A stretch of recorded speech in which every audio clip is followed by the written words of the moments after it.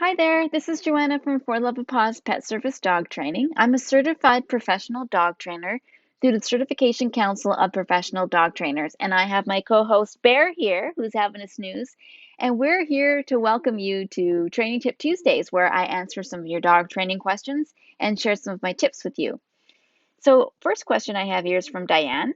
She asks, I would like to know how to increase my dog's confidence in the house.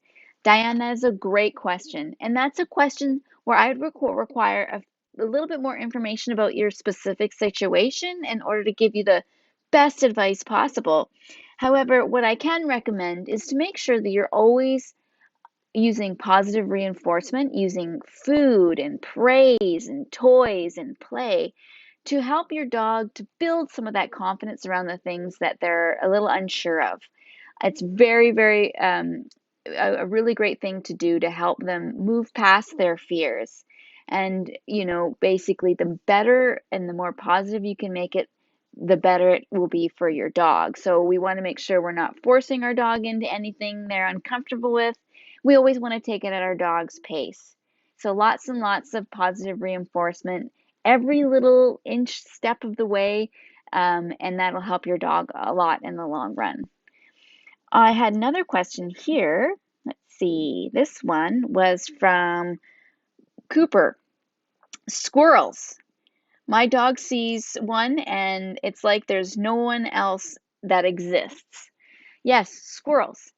They are out. They are out in full force. It's springtime, and we're going to see a lot more of them. And that's something to be said that when anything changes in the environment like that, dogs tend to really notice it. And it's perfectly normal for a dog to be distracted by squirrels, right?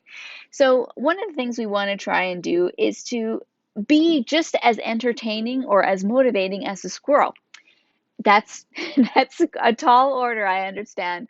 But basically what I mean by that is make sure that you're as lively and positive as possible, to get your dog's focus off of the squirrel and back onto you.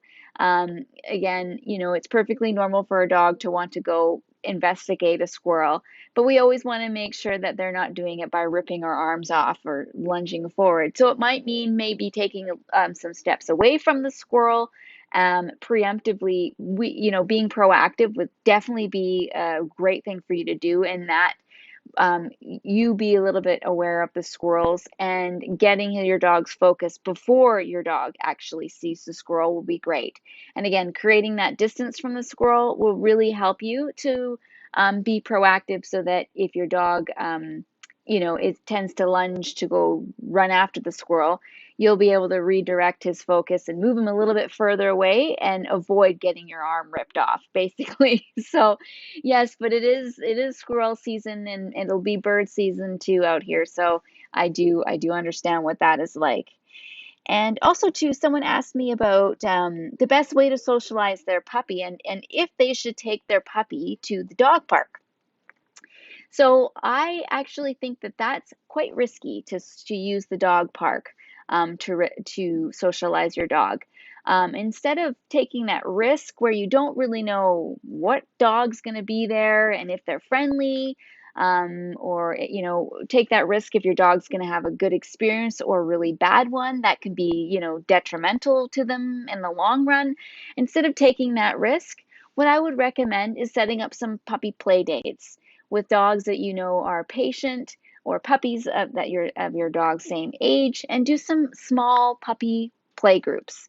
Basically, you want to make sure, of course, the dog that you're going to meet up with is tolerant of puppies, and also is immunized, right? Because we want to make sure your puppy is healthy and they're not going to get any diseases. So yeah, we always want to make sure we're setting our puppy up for success for socializing. And when you do a little play date here and there with your puppy, you're more likely not to overwhelm your puppy too much, and you don't risk your dog getting hurt, right? We don't want to do any of that, right? We want to be proactive and make sure any socialization experience they have with another dog is positive. So those are my top three questions for this month. Now, every third Tuesday, I will be doing a training tip Tuesday. So tune into the next one if you want to hear some other great dog training tips. Or if you'd like a chance at me answering some of those questions, you can post them below this video, or you can go to my Facebook page for Love of Paws Pet Service Dog Training and answer or post your questions there for me to answer. And I hope to see you in the third Tuesday of next month for our next Training Tip Tuesday. And until then, Bear and I say, see you later.